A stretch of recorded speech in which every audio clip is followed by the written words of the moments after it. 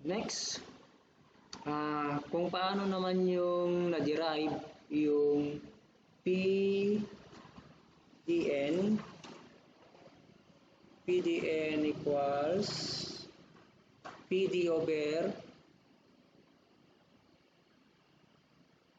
cosine ng rectangle. Okay? So, una, we have also derived na yung PCN natin is equal to PC cosine of rectangle. And we know that PC times PD is equal to pi.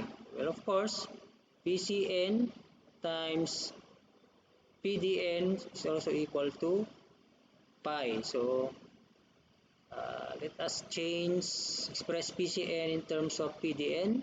So, PCN is equal to pi over PDN. And of course, PC is equal to pi over PD.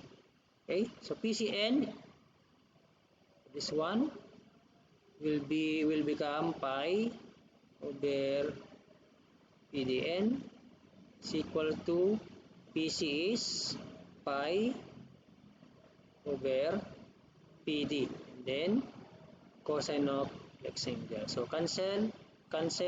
So PDN